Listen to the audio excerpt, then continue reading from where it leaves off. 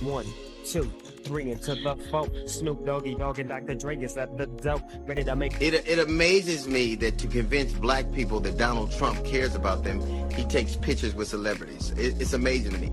If Donald Trump cared about black people, he wouldn't have denigrated the president with those claims of birthright. Chill. I'm not performing. I am in Washington, D.C. right now, but I'm not performing.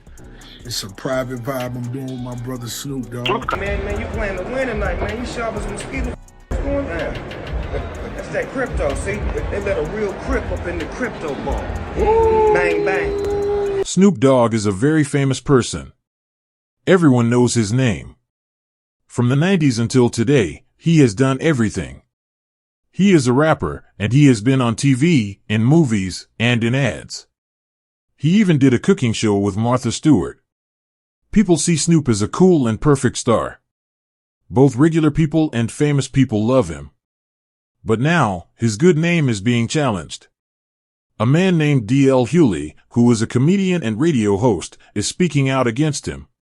He is not just telling funny stories. He is seriously accusing Snoop of being a snitch. It amazes me that to convince black people that Donald Trump cares about them, he takes pictures with celebrities. It's amazing to me. If Donald Trump cared about black people, he wouldn't have denigrated the president with those claims of birthright. But part of that is starting off with Snoop Dogg and Nelly and Soulja Boy and others for their decisions to perform at events surrounding the inauguration. Now, for me to you, Donald, I wish I had half of your money. But for that, you need a 20-year-old and a divorce lawyer. Now, I may not have half his paper, but I got twice the dick, and you can believe that.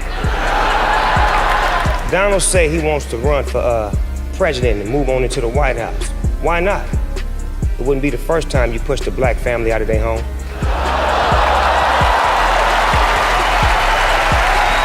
Nobody gonna perform for Donald Trump, huh? Which one of you jigaboo is gonna be the first one to do it? I'm waiting. I'm gonna roast the one of you Uncle Tom for doing it. Which one of you gonna do it first? In this world, that is one of the worst things you can be called.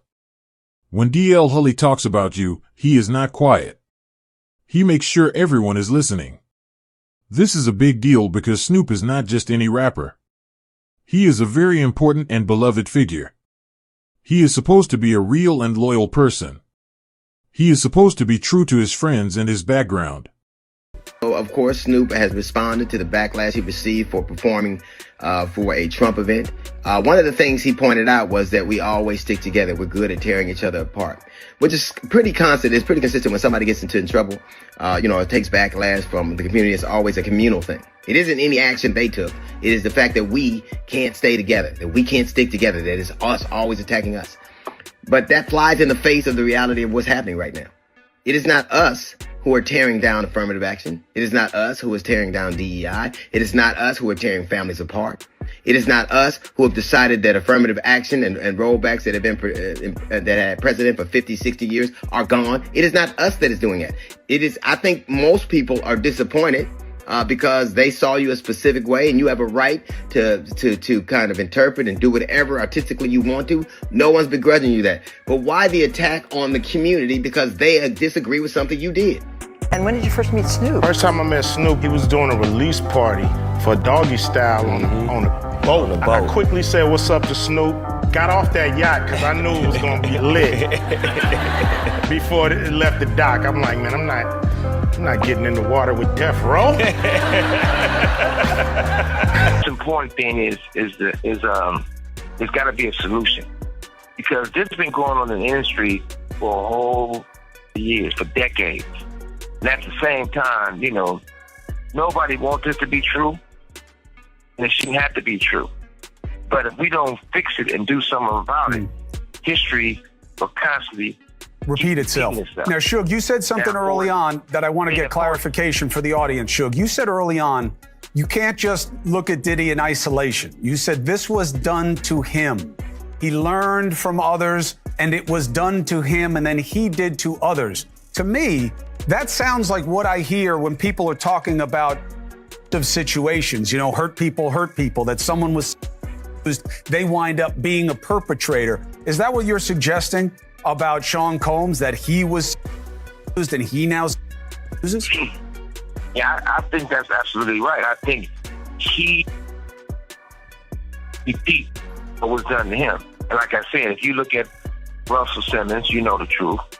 Andre Rell, you know the truth. Clyde Davis, you know the truth. Jimmy Iovine, you know the truth. So there's not certain things that all of a sudden you got this. The industry is a quick business.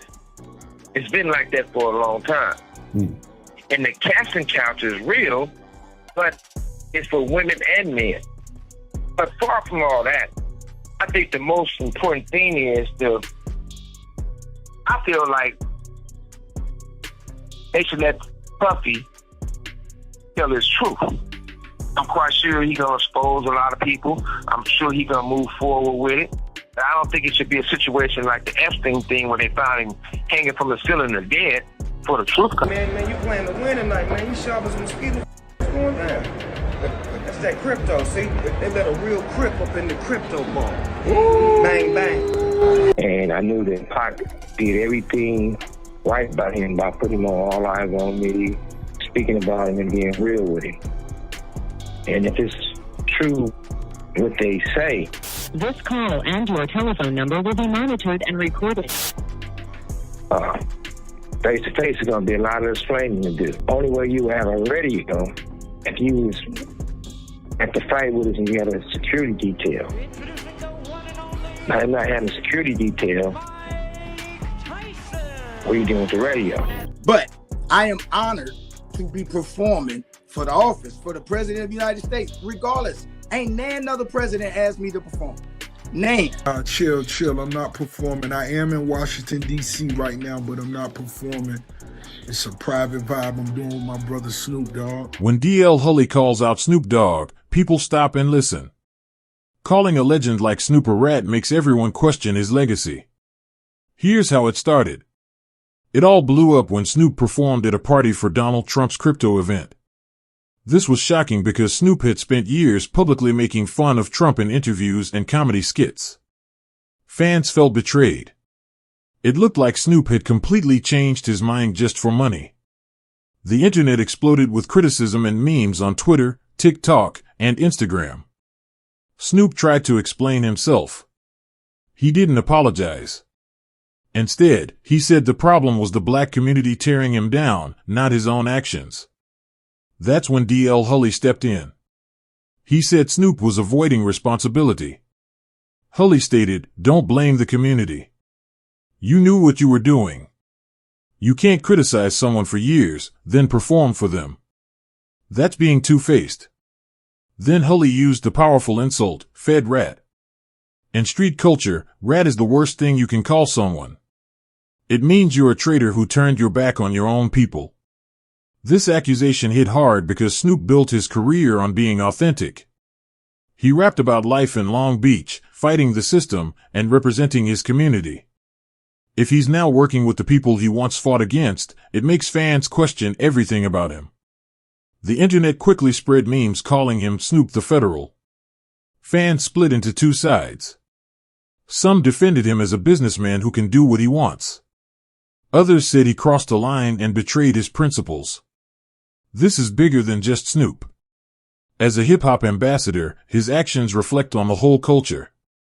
If he seems fake, it damages hip-hop's message about being real and loyal. DL's message to all celebrities was clear: if you betray your community for money and power, you will be called out. The Fed Rat label is hard to shake. Once people doubt your authenticity, it changes how they see everything you do. DL keeps repeating his points, while Snoop remains quiet, which some see as admitting guilt. This controversy happened fast, from the performance to the community blame to the rat accusation, all in just weeks. The damage is done, and people will remember this. Now Snoop's legacy is in question. Will he be remembered as the loyal icon or the one who sold out? What do you think? Did Snoop cross a line, or is this blown out of proportion? Let us know in the comments below, and don't forget to like and subscribe for more updates.